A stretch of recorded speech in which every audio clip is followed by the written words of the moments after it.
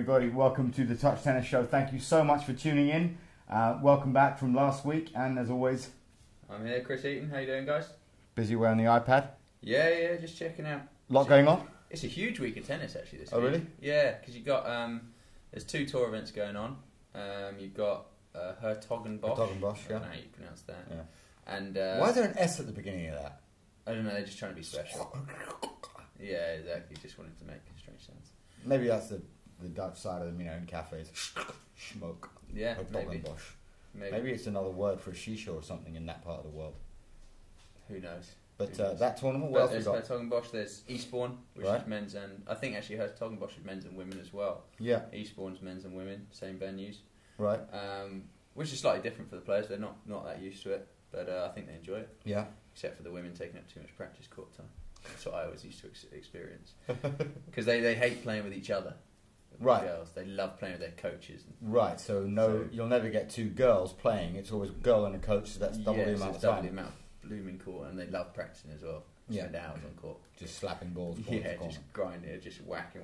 So, yeah. And there's also Wimby Qualies. Good thing you clarified that there. Yeah, exactly. Yeah, Wimby Qualies, which is men and women as well. I saw a bit of that. But Wimby Qualies is such a good place to go and watch, actually. So if you're floating around, it's free to get in, isn't it? Yeah, free. Free Unbelievable. to get in. The Bank of England Sports Club, right next to Roehampton, the National Tennis Centre. Tomorrow is mainly women's. So today, it started Monday. So Monday is men's first round. Tuesday is women's first round, and most of the men's second round, if not all.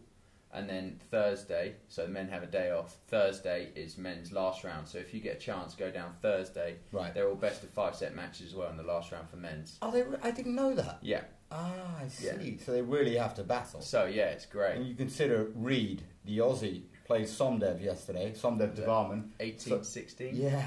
18-16. Oh, it was a battle.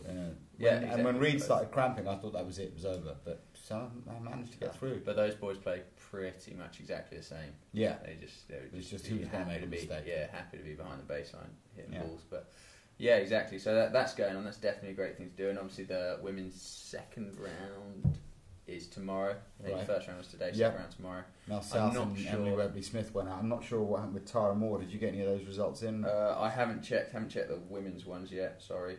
Yeah. Lisa Wyborn was playing as well Lisa today. lost. Did she? Yeah, Okay. Lisa lost. A couple of the boys, Bogo won his first round, lost today in 3 sets. Baker lost in 3 sets as well, Jamie Baker. Ricey lost in straight sets. Oh, did he? Yeah, because he won his first round, I saw. Yes, but all those guys did well to win, obviously, first round. Yeah. So When you consider Josh Goodall was playing a guy that's got... You were saying something about his serve. Yeah, biggest serve in the world. Yeah. That guy, he's 163. He holds the world record. An Aussie guy. He's just... Yeah. He's probably about 6'5". Yeah. And built like a tank as well. Yeah, he really so wide. Tank. He's a solid individual.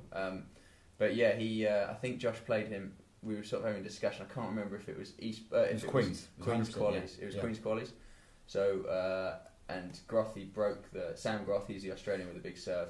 He broke the world record for amount of aces in a set, which is 18. And Josh said he'd never sort of experienced anything like it. And it's 18 aces in a set, considering it's 6 games. Yes, 4.5 games. I think it was a tie break. 4.5 games worth of aces. Yeah, so 4.5 games worth of aces out of 6. It's more than one every other, probably more than one every other point. Yeah, depending. much more than that. Yeah. And he actually Josh managed to win that set, which is quite funny. So that's it was tough for Josh. Yeah, he had set points in the second set. You tend to, but it doesn't mean anything unless it's on your own serve. It was one of them was. Really? Yeah, one was on his serve and went for a big first serve. Second serve, he went for a kick, got it in play, and he missed the forehand up the line. Went into the net. But I mean, it was a little bit more windy yesterday, and I also felt that it was the bad end to be serving from. Okay. He was serving into the wind. It makes a big difference. That makes a real big difference. You'd much rather be serving the other side with the wind behind you, especially when Groth's got a serve to come. You want every chance you've got to get one of them back. To actually see one of them. He got a couple of justice calls, but I saw the size of Groth and I didn't bother. Exactly. Like that. Yeah. Sorry, sir. Yeah. I tell you what, I'm going to say something, and I think this is really important on the tennis tour. Whenever you play, whatever tournament, whatever sport you play, how important manners are. Every time Groth went to the back, he said, "Towel, please." And I thought, you know what? To me, that's class. That really is. Not once did he afford the ball boy any insult and say, "Towel." Yeah. I think once in the tiebreak he muttered something he shouldn't have muttered on court, didn't get hurt, and was like, "Towel," like that. Every other time, though, I mean, without fail, "Towel, please." He was angry. He's on a rush time differential. He's got to hurry up and move. But every time he had manners, so I thought, I had a lot of time for that. No, he's a decent bloke. He's a decent bloke. We grew up together because he's my age. So Right. I've played with him a lot. Played against him a lot. So he's a crazy individual, but he's good fun. Tattooed up like Tipsarevic. Well. Yeah, exactly. And what about Ed Corrie? I watched a little bit of that. Ed went down in 3. Yeah. Yeah. Ed's had quite a funny last couple of weeks actually because he's played the 2 Ukrainian boys who I played quite a lot. Right. So I knew quite a lot about them. And it's interesting because the guy that he played at Queen's, Stakowski, he's serving volleyer, comes in, great hands. So he's serving volleys on the Stakowski beat grass. Dan Cox, didn't he, last year or the year before when we had 5? Yeah. I don't know if it was 5. I can't remember that. Maybe it was James Might Ward that be. lost in 5, but I know he beat Dan Cox. Yeah, he beat Dan Cox. So, that was a tough one. He played against Marchenko, which is not great for Ed because they're pretty much exactly the same player. And obviously, if Marchenko's ranked a little bit higher, he's probably going to squeak the match, and that's what happened 5 in the third. Obviously, I didn't see any of it, so I'm sort of just going on what I think probably happened or what I would imagine happened. Just checking now, actually, we have 2 so far. 2 women who won today. Okay. It was Naomi Brody. Naomi Brody. Yeah, she's a great grass quarter. Right. Big, she was big serve. She was good asking how slice. to get to her court, and I just said, "Why don't you step over the fence?" Yeah, She's about 6'8". she's huge. She's 6'1", 6'2", I think. Yeah, but she just looks really, really tall. Yeah. Very long legs, and but exactly. she doesn't look ungainly or anything. But she just, wow. Yeah, That serve must be a rocket on grass. it's a great serve. She plays a good grass court game. And Jade Windley. Oh, really? Yeah, she keeps working hard. I mean, I know her a little bit, but not that much. So, she's obviously doing. She's doing partnered really up with Sam Murray this year. in the doubles. Yeah. That makes sense. So So it was an odd one actually. It didn't make any sense to me because Murray played with Emily Webley-Smith all year. But it's all about tactics of who's going to get in. You have to kind of be smart about who you're going to. They would have on their combined ranking. Wildcards into. They would have. They were inside. Yeah. Both their rankings. That doesn't matter. Oh, doesn't it? No, It's not definite. not definite. Oh, I see. So you had to be quite smart about who you pick and choose. Right. So Yeah. that's just the way that goes. But yeah, it's good to have some ladies doing well. Yeah. But yeah, obviously Carl Edmund as well. He won his first round. He won his first round, did he? Who did Yeah. he play? He played a guy called Kenny de Schepper, Right. massive French dude Right. who's been winning a lot. Oh, recently. okay. That's a big win for So him. it's Then. definitely a good win. Yeah, I mean, I heard the match was a bit. What do they get Yeah. for? I mean, just in case you're thinking about becoming a professional tennis player, because after I saw the standard, I've thought about it as well. I mean, I'll play on the WTA tour rather than the men's, but because it's just easy, just serve and volley at them, and they won't know what to do. But there was talk of what is it? I mean, it's like 24,000 first round. So that the qualies, what is it? $4,000 first round? For Wimby, Yeah. Wimby qualies I think goes 3-6-12. Wow. In qualies. Wow. I'm not sure about the 12. Okay. I know that's three for losing first round, 6 for losing second round, Yeah. and then I think Would make sense if it's 12, yeah, I and then- think 12 for third round, Yeah. and then obviously That's a lot of 24 money, for isn't first round main. Yeah, it's Yeah. a lot of money, isn't it? But I Well- mean, for a lot of these guys, they got to live the rest of the year on that. Exactly. So, That's why I'm so sort of passionate about the wild cards, and Yeah. they need to be thought out better. Yeah. You see, I don't want to step on anybody's toes, but I want to call it as I see it. Yeah. You see, the All England, the LTA giving out wild cards to, or not giving out all the wild cards and then just letting the next few people in. Next few Yeah. people in the draw in, which they did a couple of times. Okay. And I just think that's brutal. Yeah. I really do. I think people have come up to me and said, "Oh, Carl Edmonds, wild card." Yeah. Great. Get as many bricks in the draw as possible. If you have the option to do it, Yeah. do it. If you want to let people like Nicolas Mahut in, great, because he had the epic match. Yeah, and, massive he's got a bit of one, history there. yeah. Fantastic. But I don't see sort of oh, we don't have anybody else to give the last 2-3 wildcards to, so we'll just let the next few in. Right. You know, there's people like Baker, there's people like Ed Corrie, there's people, you know, like Dan Evans, who had a great run recently. Yeah. You know, it's that the thing that annoys me is, you know, we struggle to keep players in the game in this country. We really because do. it's a seriously expensive thing to Yeah. do. You know, and you don't earn very much money playing futures and challenger level tennis. So, you know, the LTA put in a great structure of bonus schemes and bonus money, but the biggest issue is, you know, you have those. Let's say you've got 3 extra wildcards, and you just think, no, these guys don't quite deserve it. But you know, they work hard. I know Ed very well. Works so hard. Yeah, I mean, Ed, of all people, I really think, and Bakes, Really? Jamie Yeah. Baker's work ethic second to none. So, you know, I think you need to be a little bit more. Or I would like to see them be a little bit more. You know, a little bit more generous with those wildcards, because it's not just I get to play at Wimbledon. It's I get to fund the next year of my tennis. I remember when Emily got a wild card 2 years ago, and she was so excited. And it wasn't just that she was going to fund her next year and a half of tennis. I remember specifically what she said to me after the match. She said, God, I want to play like this, Rashid. I want to play at this level. She lost in 3 sets, 8-6 in the third, to a really handy grass court girl who just won at Hertogen Bosch. Can't remember her name. It was some Eastern European name, Chivalkova or somebody like that. I mean, a handy player. And for most of the match, Emily was the better player, the better grass court player. And I remember her just, what she'd gone away with was this desire to play at that level. And I think you can't undervalue or, you know, take away from how important that is to players. As you're saying, it's not just the money. No. You play with 100 people watching you. Yeah, exactly. That's just, you know, then suddenly you play with 2,000 people watching you. You want to do that again. Yeah, you learn about yourself. You know, you learn a lot about yourself. You learn, you know, a lot about where the level is. Yeah. It gives you that little extra fire to be like, oh, I want to get at this. I want this to be day in, day out.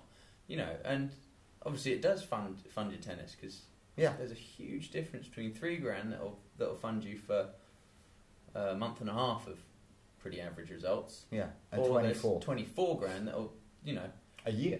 2 years. 2. Oh, okay. Yeah. If you're playing okay. Yeah. If you're playing okay, that's 2 years. Easy. Yeah. You know, and that's the sort of thing that you can make decisions based on where's best to play for you, what exact schedule you want to play, rather than going, love to go and play there, conditions would be fantastic for me, but only money, so I've got to stay and play here and play the lower tournaments. And you know, it's tough. It's tough. So. Well, if you've got any thoughts on the wild cards handed out at Wimbledon and what's happening over the next couple of weeks, you can always call in or you can tweet in the show. It's 0203, it's a London number, 397 4087. We're live now. It's 0203 397 4087. I'm just going to check what the tweets are at the moment. Well, Alistair Stevens, sign me and Born Man in. He wants to play the Touch Tennis All England doubles. So that's the Pump and Steven. Okay. Yeah, okay, we'll sign you up, and you've basically just signed your own death warrant. You're going to lose first round. Because both of you together, I can't see them beating anybody. Ball man might carry him, though. That's the beauty of touch tennis, you know. Yeah, you never know. One-on-one combat, anybody can do it. Yeah, on the day. But there's Peter Odgers likes the post, Liam Butcher and a few others talking about it. But I'm just seeing what the little bits of banter are on the page. There's the usual stuff. The Facebook page has gone up quite a bit. Yeah, it's amazing, actually. Oh, there is something I want to touch on quickly. In Dubai this morning, in 30 degrees, they had a touch tennis practice session at Clark Francis Tennis, because they have a tournament this Saturday. Okay. And they have already got about 20 people signed up for it. Looks like they're going to end up with a 30 draw. We had to UPS some balls out there to get them, because they practiced this morning and they ripped them all up, which is amazing. Does the heat maybe do something? Yeah, because it wasn't their spin. I can tell you that for nothing. I mean, I looked at Paul Espy and he was going, bleh, bleh. I mean, mate, I could put more spin on that ball left-handed. So I think you need to work on your game before you invite any of us out there. But there's talk of a Touch Tennis Masters in Dubai in February. Wow. And it's going to be during the ATP World Tour event that's out there at the same time. We'll line up 4 courts, have a Masters event. The one that Fed always gets paid loads. Well, to go to. Talking of which, exactly. nice little segue there. We have Elliot Seabrook, the magician, on the show tonight. I hope you'll be pleased to see him. He's here with us. We've on Sunday I went to see Chris, and I hit a tennis ball from one end of the court to the other end, and witness got it in the box from the other end of the court. Yeah. Bang. 3 tries, got it in on the third.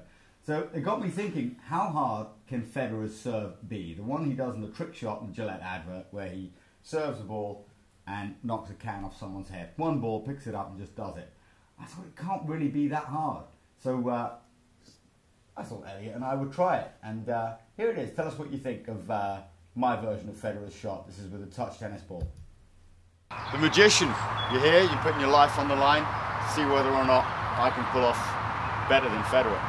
Yeah, well, glad to do it because, you know, touch tennis, greatest sport on earth. Yeah. And the GOAT today is going to show why he's the GOAT. Okay, let's do it. Put yourself down that end. Brilliant. Yeah. Oh, the GOAT! The GOAT! Vamos! Just as dignified as Federer. That's special. Oh, the GOAT! The GOAT! Vamos! Just as dignified as Federer. My title of the greatest of all time. No, not at all. That was the first take, wasn't it? Yeah. Just first take, got a ball, served it, bang, So- done. Thanks, guys. Well, thank you for watching that, and thank you for joining us, Mr. Seabrook. You're welcome. Always a pleasure. And thank you for taking that, well, some might call it a risk. We never felt like that, did we? No, it's never in doubt, was it? Never in doubt. Dear. Well, you know, the thing that concerns me slightly, I wasn't there for it, so I didn't witness it. The thing that concerns me is I've, you know, spent a bit of time with Elliot, and he is a good magician. So Well, I think it might have been sleight of hand, you know, one of them or something like that. I've got video footage. There is no trickery there. I've got the original file. I'm never going to delete it. I've got it there for you all to watch. I'm going to put it out on YouTube so you can see it was just one take. Like that. Amazing gifts. Yeah, like you said, you know, the magician, there was nothing, I didn't, you know, flick it off my head with any sorts, you know, tricks up the sleeve. There's all the GOAT. And I mean, there's been a few critics here and there on your Facebook page going, why are you the GOAT? You know, but Yeah. we know now. I think we've just confirmed it. And just in honour of, you know, goathood, you know, like Federer, I wore the same suit, you know, white shirt and everything, you know, decked out like that.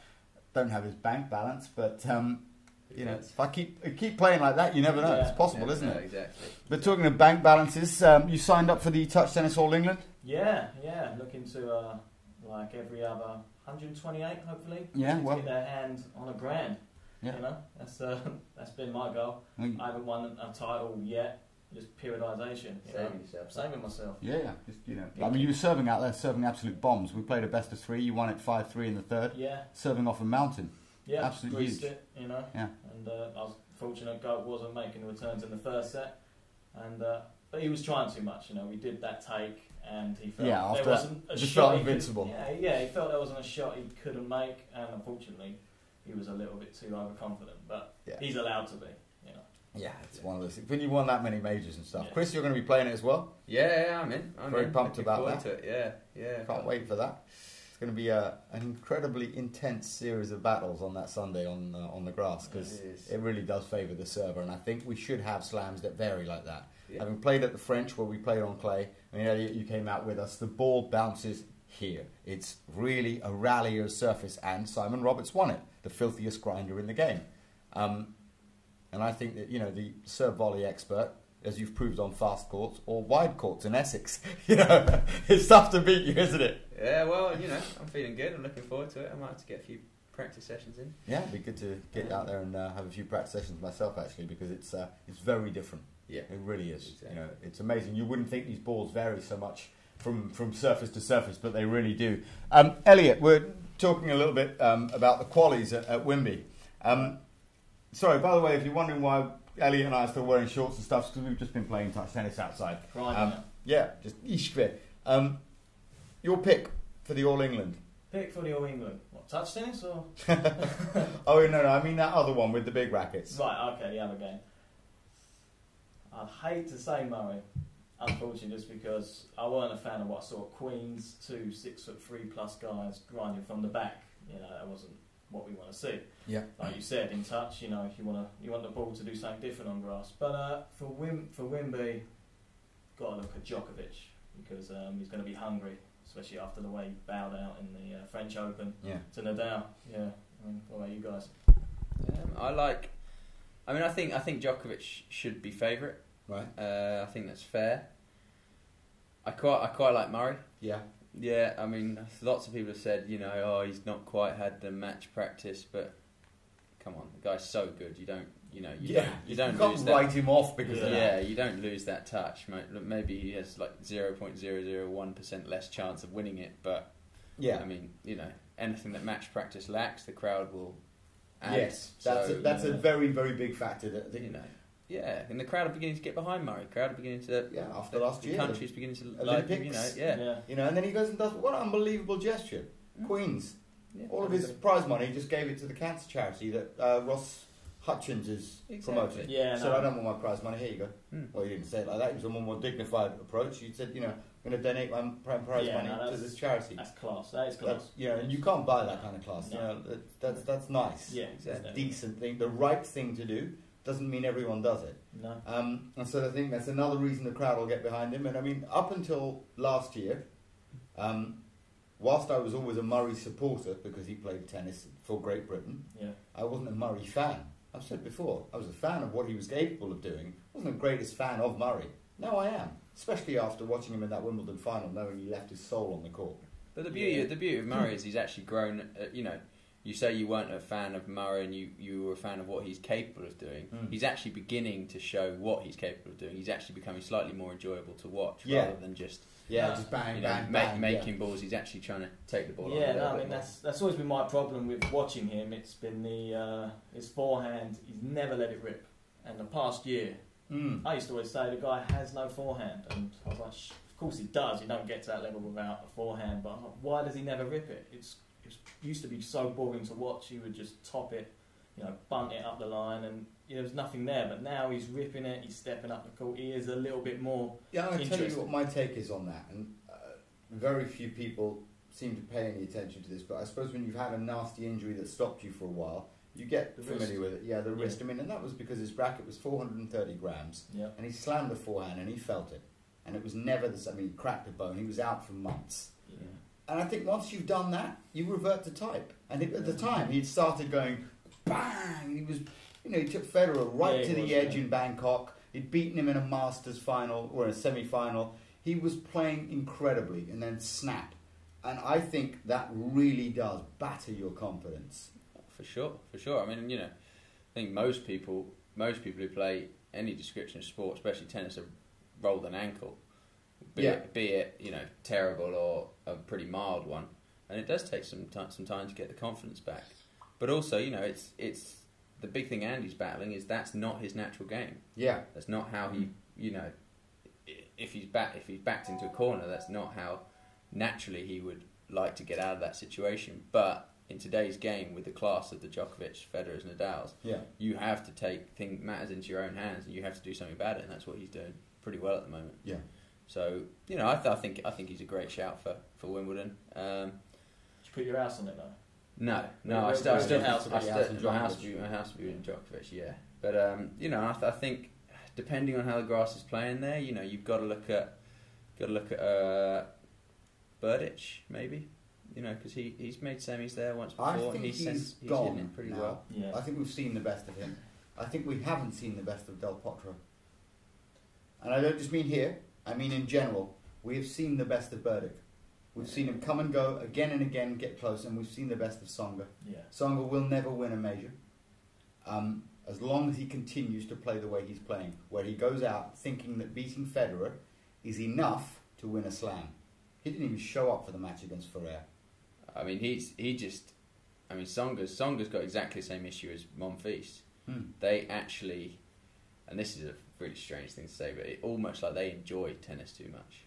Yes, they play shots that the crowd would love. They play shots that they would love, as opposed to playing the right shot. Yeah, and you can't.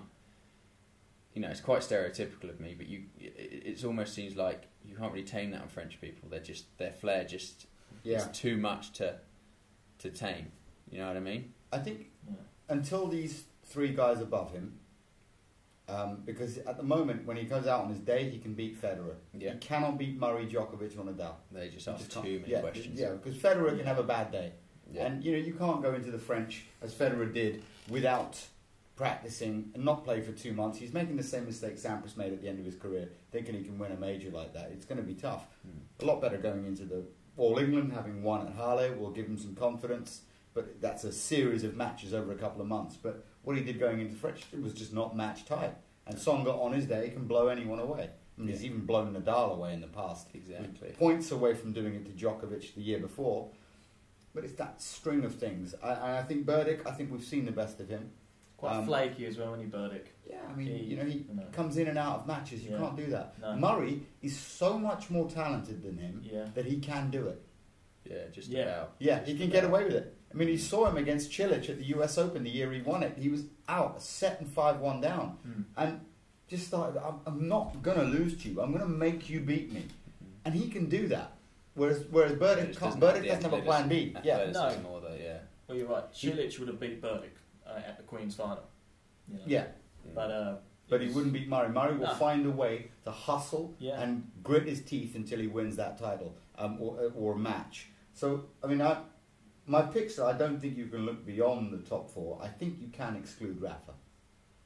If Djokovic and Federer are playing well, and Murray, I think the only match that suits Rafa for the final is if he plays Murray in the semis. It doesn't suit him to play Djokovic or Federer on grass. I still think Rafa will beat Federer on the grass. No, I couldn't agree with that. I can't see Federer beating Nadal again in a proper big match. 5 Yeah. sets.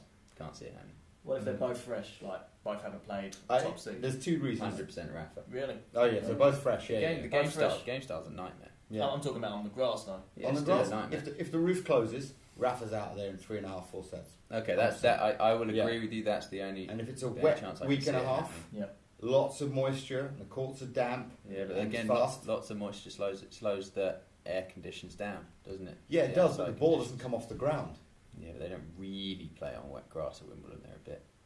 Yeah, but And I mean, Rafa has enough push these days to say, "I'm not playing on that." yeah, that's the- true. It's not that's like the old days. Exactly. So yeah, we'll take the roof closing. Yeah. And it did it for him last year. He beat Djokovic and Murray on the back of the roof closing. I mean, he cuffed Djokovic once they closed the roof, And and, he was, Murray. and yeah, he was in And a, he was he was losing. in a little bit of trouble against Murray. Yeah, a and lot then of the trouble. roof closed. It was like this, and then the roof closed, and it was, Yeah, that was the suddenly. difference, yeah. It's a big difference. So, if they close the roof for the next few days, we can see some great things happening. Thursday evening, I've got Dave Samuel coming over. We're going to do a little interview with him and have it ready for next week's show. Dave Samuel is a top coach. You know Dave, don't you? yeah, he is the head coach at Bath. Yep, the High Performance Tennis Centre in Exactly. the UK. So we're hoping to have him come round. We'll do a little interview and have that ready. We don't have time for much more, unfortunately, tonight. We are trying to get the show to finish on time.